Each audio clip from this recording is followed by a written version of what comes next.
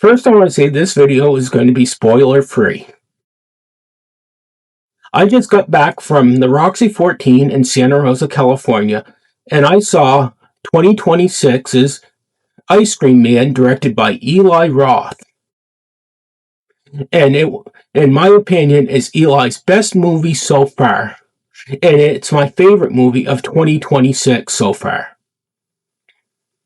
The movie takes place in Baleen, and it starts out on a Little League field with a game going on where the hero, Jared, misses the ball and loses the game. An ice cream truck pulls up with an unusual ice cream man in it, and all the kids run over to it, and he starts giving away ice cream.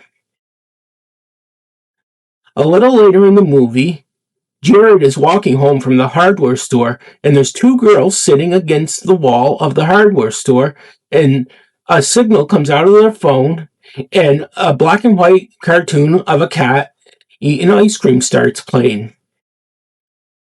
On the way home, Jared sees a girl throwing up. This girl's name is Mia.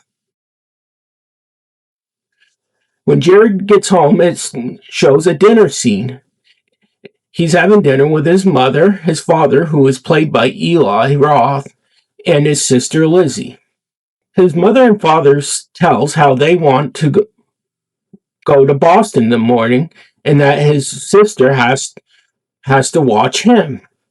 But his sister wants to cut school and go to a water park, and they tell her no. And then there's a discussion about it, and even a funny line. During the night, you see the kids start waking up in a zombie state and brutally killing their parents.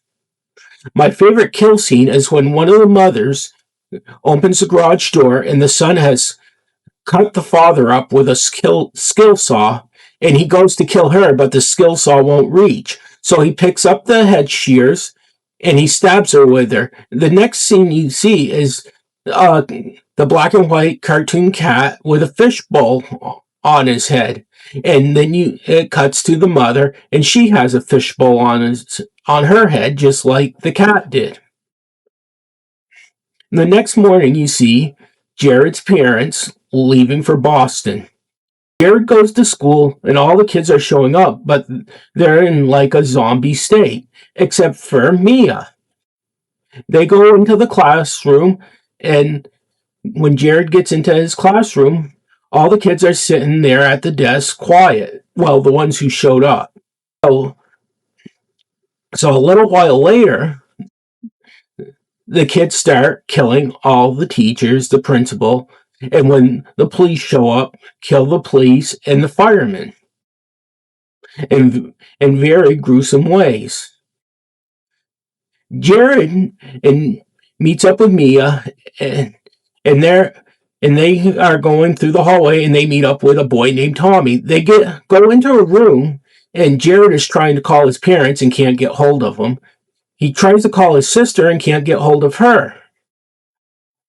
A little while later, Jared's sister wakes up in her bed. She can't move, and she tries to call her parents and just gets voicemail.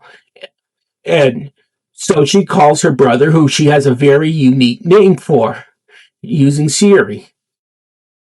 When she gets hold of her brother, Mia tells her to throw up and get the ice cream out of her system because it's what's paralyzing her. She tells them to meet him at a church. So Jared, Mia, and Tommy start making their way to the church, and the playground is a big mess. There's one scene where Jared gets the police car holding a hand that he had picked up, and he scares the woman in it, and that leads to her death.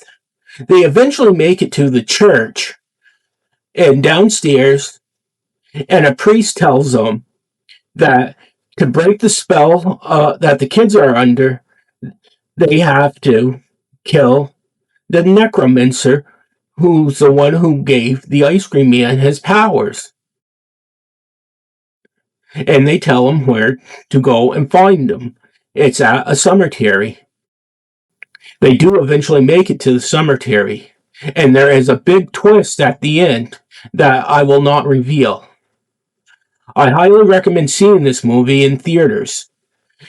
It only cost $5.5 million to make, but its quality is much higher than that.